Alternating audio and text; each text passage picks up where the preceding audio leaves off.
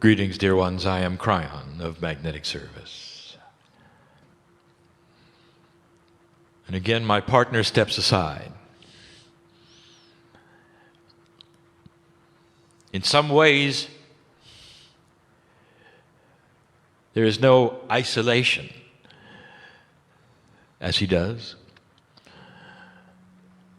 And in your linearity, it would appear that he would have to go somewhere for me to come in. And it's not so. All he has to do is subdue that which is him in 3 dimensions and bring that which is him an allowance of a multidimensional state, and the peace of God in him comes forward through his higher self and allows me to be. And so what you see is a meld, not a compartmentalization of God and man. And that is what we teach. 21 years ago,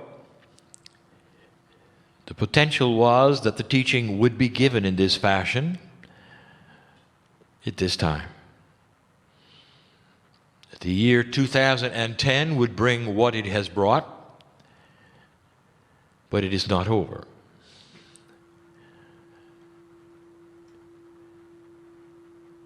How much have you melded to the energy which is here? When you walk out the door, again, you will be 3D and do 3D things as you climb into your vehicles and go about your lives. How much of what this is today is going to relate to that experience? How much can you meld the teaching that would seem odd and unusual to your everyday experience? When you get up in the morning, do you greet the elements in the room? Not normally. When you go about your errands and you see those who you do not know, and you do your shopping, and some of you go to work, what is it that you could see in them that you've never seen before? Is it possible? Just a little crack in the veil would open, and the dimensionality that is being taught this weekend can visit you permanently, and you start to see them in the eyes of God. That every single one of them deserves to be here, is walking through life as you are. And that they have an Akash, and some of them are old souls, and some of them are not. And it matters not. For each of them has the same DNA that you do, with just different information. And that's what I want to talk about. The family is the same. For you all have the core, which is spirit, the divine creator of the universe, universes, is upon you and in you and with you as you do the most mundane things. As you do the chores and mow the lawn, hang the laundry, brush your teeth. The creator of the universe is here. And every single stroke and motion of what you do and as you go through your life is part of the scenario of that which stays with the earth when you're gone. And here is an Akashic rule I have never discussed with you. For although you are born equal, I will tell you, you do not have equality in power. That is to say, the old soul leaves a bigger footprint than the one who's just arrived. And that is why the old souls who are working this planet carry the attribute that less than 0.5% of humanity has to awaken for permanent earth shift. There is something about a quantum state that physics has discovered and that applies to spirituality, and it is this, that once an energy is placed anywhere, it stays there. And when you leave this planet, all that you have deposited in the work that you have done, in the tears that you have shed, in the epiphanies that you would have, the puzzles you've worked through, the things you've done on your knees in front of God, praising God, thanking God, crying in front of God, are all deposited here and they stay here. All of them. And there is no judgment, there is no right, there is no wrong. The energy of the old soul manifests that which the planet remembers and uses for the quotient of vibratory rate, which it then judges what to do next. Gaia responds to your every footstep. And it always has. But in this new energy, it is more profound than ever before.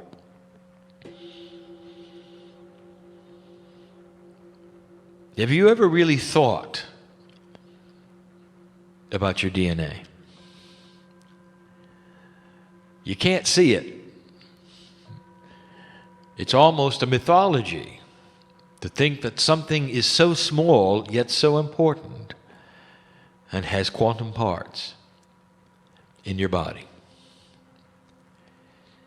But if I could take you into that inner sanctum for a moment and let you feel that which is the truth of your own biological makeup, there is sacredness there. There are puzzles there. There are systems there. There is information there. And let me tell you what the first anomaly is that you will see. Already mentioned this day. That in your body, the hundreds of trillions of molecules you call DNA are identical. And the one you find in your big toe is the same as you find in your heart or your brain. And that ought to tell you something. There is a unity there. You are used to a three-dimensional paradigm of your cellular structure being specialized to the organ or organs it represents, whether it is fluid in the body that you call blood, whether it's a piece of your kidney or your heart or the skin. You think of these things as separate. You think of them as apart from the others, working in a system together. But not DNA. For DNA is different. You can see skin cells. Almost. There's no way you're going to see a piece of DNA. A DNA molecule is in a quantum state with itself.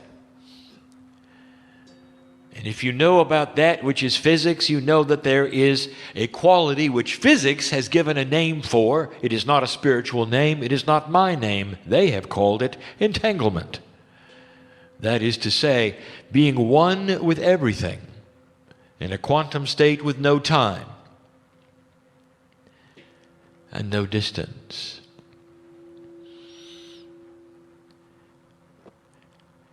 If you are the size of DNA,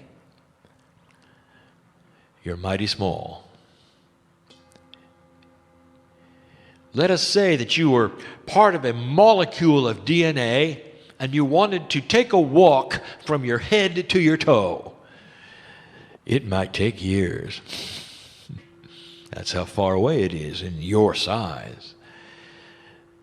And yet, DNA all speaks together as one. It's in an entangled state in your body.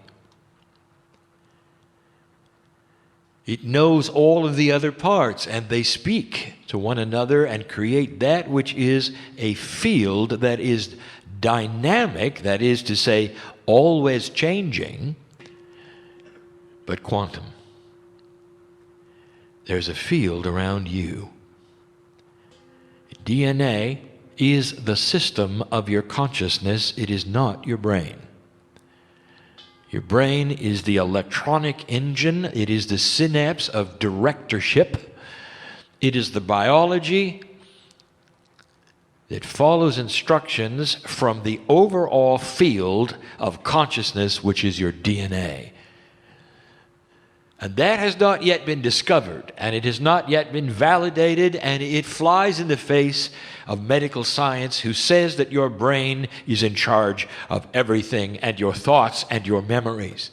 And indeed, in 3 dimensions, it looks like that. And you can take the brain apart and look at the various lobes and say, this one is stimulated when this happens, this one is stimulated when this happens. And you'd be right. But is the brain stimulating, or is it being stimulated? What if the DNA was the one that's selecting the brain parts to be activated when something happens, cause and effect? What if it was the director all along? What if it's the dynamic and quantum field around DNA that is all that is your consciousness? And is there evidence of that? Could there be evidence of that? It is such an unusual thing to think of. After all, when there's a brain injury, you have a cause and effect. If there's brain death, there's cause and effect. But again, you think of the brain as the top level. What if the DNA was instructing the brain to look that way? Using the brain as the engine, the parts needed. If you take a look at an engine, it's very similar. Parts are specialized and they do certain kinds of things. But they're not the brain. You are, as you sit in the driver's seat and tell it what to do. You see the difference? Is there any evidence of it? Again, we say it is everywhere. And it's not being understood, but it's there. That field around you is intelligent. It's intelligent spiritually. It is intelligent physically. It is the director of the entire human self, the brain, all your physiology, all of your memory, all of your emotions. It's all there. Information, massive amounts of it, that make you who you are. If the human being is in an accident that severs the spinal cord, according to a 3-dimensional model, a paradigm that says that all signals come from the brain and are transmitted through the nerves into that which makes things work, there is a puzzle at hand, because that human being who has their spinal cord severed still functions. Let us say it is severed at the neck. Quite often it is. Why does the heart keep beating? Haven't you been told the brain does that? Isn't the brain sends a signal down to the heart? Oh, I can prove that. You put a pacemaker in, keep it going. All these things, you're interrupting the nerves from the brain, aren't you? So the brain obviously is sending signals to the heart. Now the brain is disconnected and the heart keeps beating. Not only that, digestion continues. Even that which you would call sexual activity is possible. And the brain is disconnected. Now I ask you, how is such a thing possible? I'll give you a hint. The DNA is now sending signals through another system. Maybe there's another engine in there. Maybe there's a second brain. Maybe it's etheric. Maybe it's quantum. Your DNA is responsible for far more than you think, dear human being, and it's all there for you to look at. It's in a quantum state with itself, and it is beautiful, and it has a name. If you took DNA and a human being and you were coming from another planet, and you were to analyze the human being and you had the tools that are quantum to do so, you would stand back and you would take a deep breath, because what you would see in front of you when you analyzed a human being was a tremendous field 8 meters wide that goes around that human being, and it is filled with sacredness. And that light would be so great on those instruments that the creature who would look at you would say, what power they have. Perhaps we should leave them alone. And many do, because you're just too powerful for them. If the universe is teeming with life, as we have said, and the galaxy has life, as we have said, and it's everywhere, as we have said, then why doesn't it visit you more often? And I'll tell you, it visits you more than you think, and it takes one look and goes the other way. Because that's what an outsider sees. With an advanced technology that can see, manipulate, and work with a quantum state, where multi-dimensions are common as your 3 dimensions, and the instruments to measure are as common as those you use to measure 3-dimensional things. And I'll close with this. For this particular message is not an endurance event, like last night. Again, I want to bring this up to you, that you got to see your DNA field in the writings of the ancient history, presented to you in what you call Holy Scripture.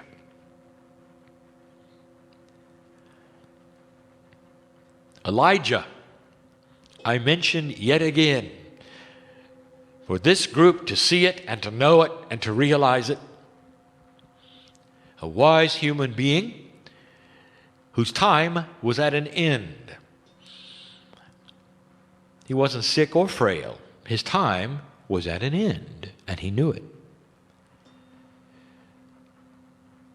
And he chose to ascend. Now, in an older energy, ascension is to take that which is the power you have to create it to 100% and leave with it. So you leave like you came, fully activated.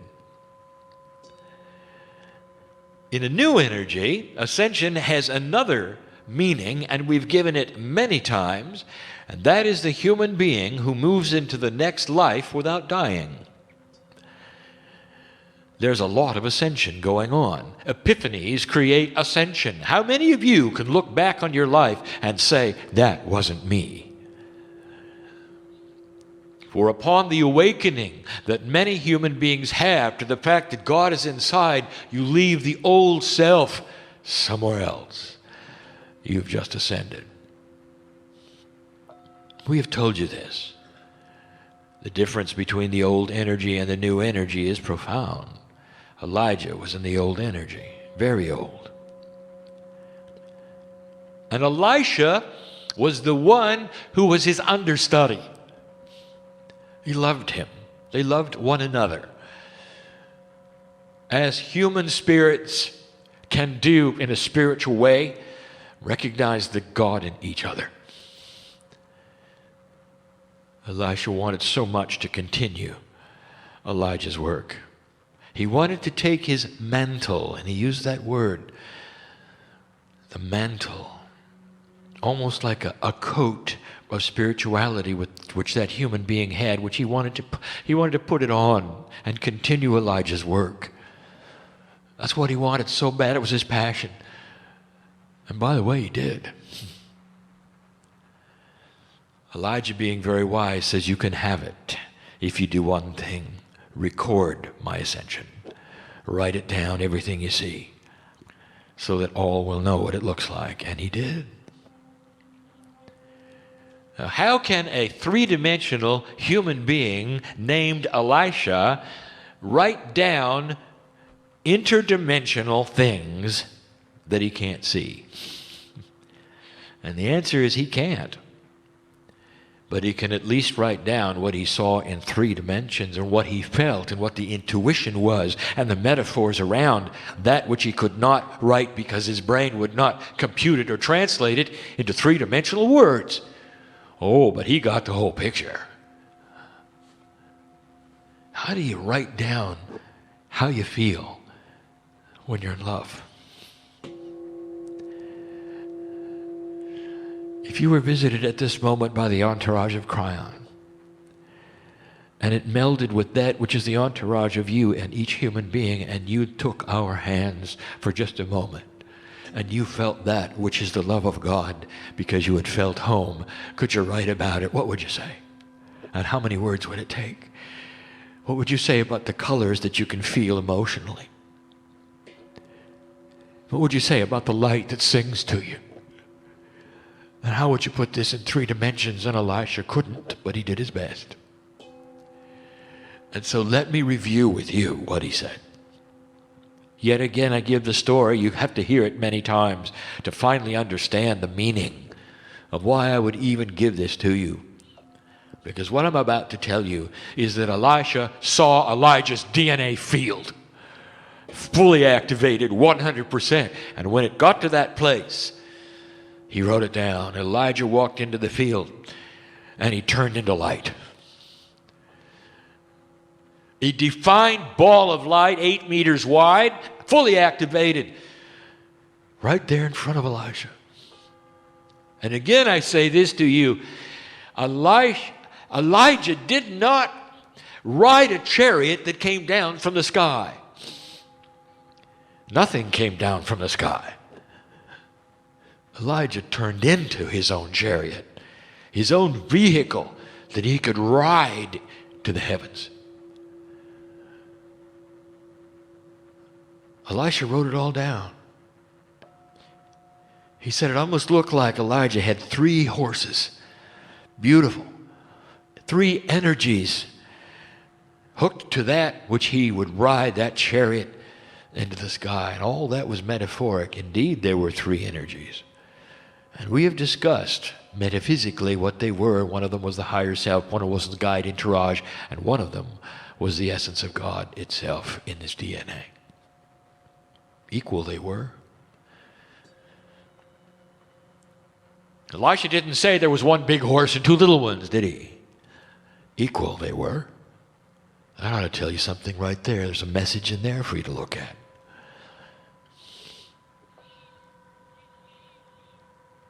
And what did he call it?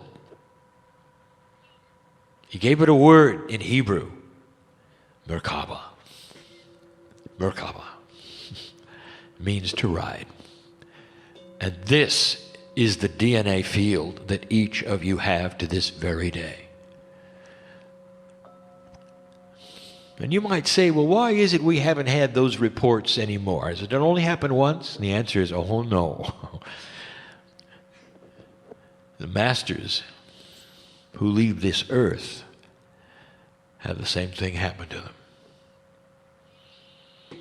Now that's going to be confusing to those who think about that which is the Christ on the cross, because they didn't get to see that, did they? And that may tell you something about when that master actually died or didn't. And I'm not going to say any more about that. But I will say this, that when the master of love departed, he departed on his own schedule, not that of men. And he turned into a beautiful ball of light.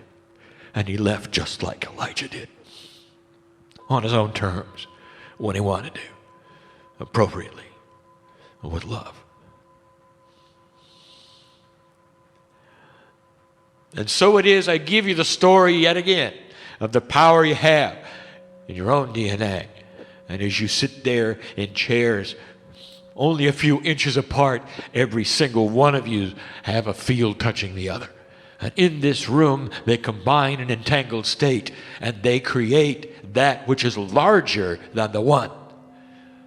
And that is why, as you ally your thoughts in prayer and give intent, that you make a bigger difference than the one can, or the two can, or the three can.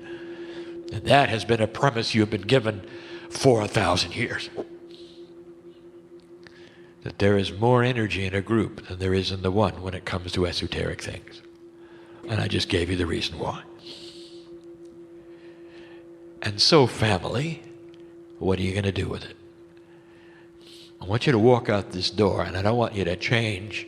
I don't want you to shut the door on your heart. I want you to carry the energy to those places that are mundane when you're ironing your clothes.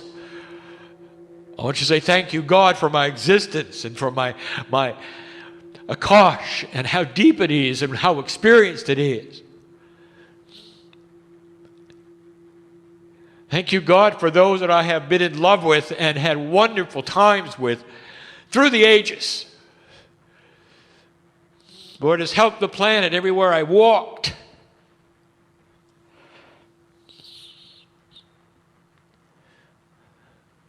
Imagine something you do so profound in joy. Can't you feel how it helps the planet? It does. Every time you laugh, it does. And so this is the message of Kryon yet again. The most important thing on earth is you. The elements respond to you. Gaia responds to you.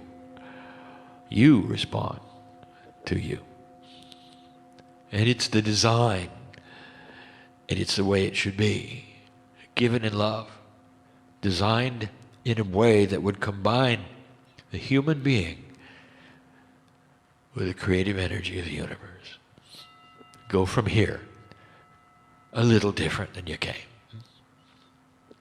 And so it is.